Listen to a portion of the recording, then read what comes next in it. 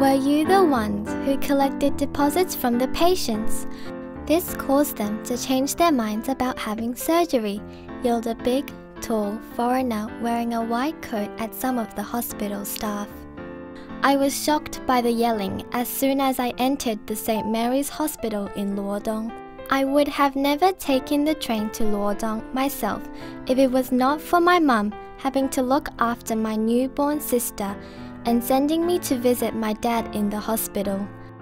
Taking the train on my own was already nerve-wracking enough, let alone seeing a foreigner yell at the staff. I lived in a small mountain village. Our family of 8 all relied on my dad doing odd jobs to provide for us. Anyone in this village who got very sick was sent to the St. Mary's Hospital in Luodong. Even if the patients could not pay for the medical expenses, the doctors there still did their best to treat them.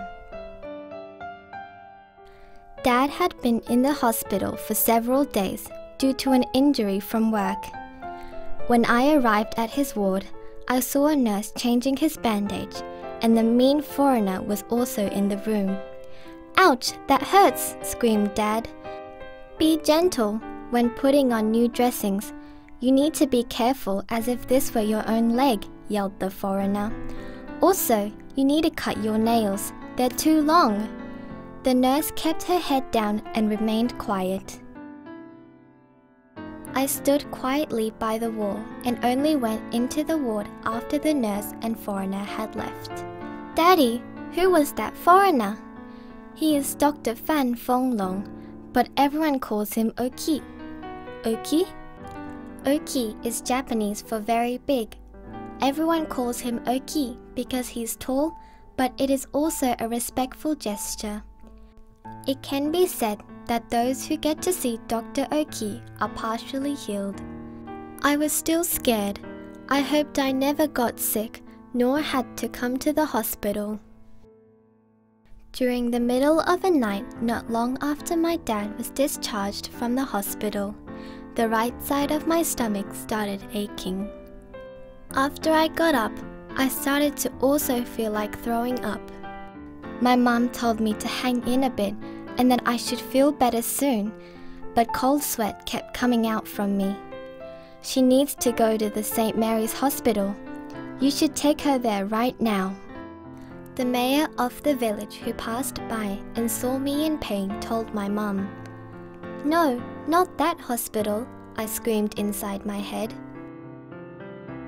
In the end, I was still sent to the St. Mary's Hospital, where I received surgery from Dr. OKI. Apparently, I had something called acute appendicitis. The nurses told me that I was very fortunate to have gotten Dr. OKI as my surgeon, for he was fast and meticulous in his operations. They also told me that the surgery only took 9 minutes. 9 minutes? That was shorter than a recess between classes. How amazing! Having said that, I still felt a little anxious while Dr. OKI visited me on his ward round. What made it worse was that I kind of wanted to fart. Oh man, I just farted. This was so embarrassing. To my disbelief, Dr. OKI started bursting out with laughter and clapping his hands when he heard my fart. He even patted me on the head affectionately. "Wonderful! Farting after your surgery is a great sign, as it shows that your body is slowly recovering. In fact, nothing makes me happier than hearing my patients fart." Wow, what made Dr. OKI happy really was different from what made others happy.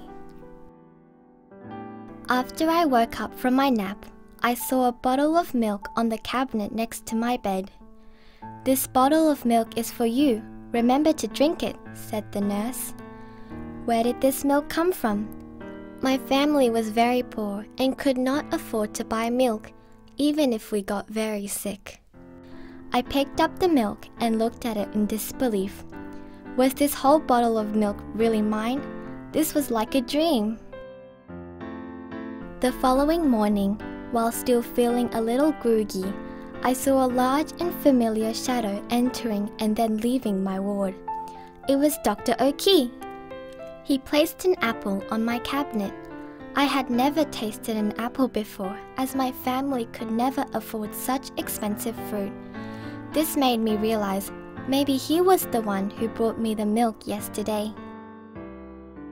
On Sunday, Dr. OKI came to check up on me and many other patients as he usually does. When my dad came to pick me up from the hospital, Dr. OKI privately gave him some money and told him to buy me some nutritious foods. He also reminded my dad to take good care of himself. To thank Dr. OKI for everything he had done, Dad and I went back to the hospital to bring him some of our homegrown vegetables and fruits. On our train ride to the hospital, I joyfully hummed to myself while happily gazing out the window. I was so expecting to see Dr. OKI again. However, to my surprise, Dr. OKI was not there. I was astonished since I clearly remembered the nurses told me that Dr. OKI lived downstairs from the operating room and he worked 24 hours a day, 365 days a year. Suddenly, I heard a loud siren coming from outside the hospital.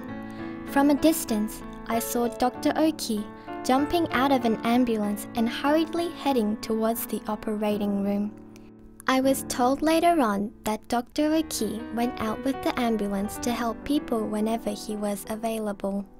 Dr. OKI walked so fast that Dad and I could not keep up with him, and soon after, we lost sight of him.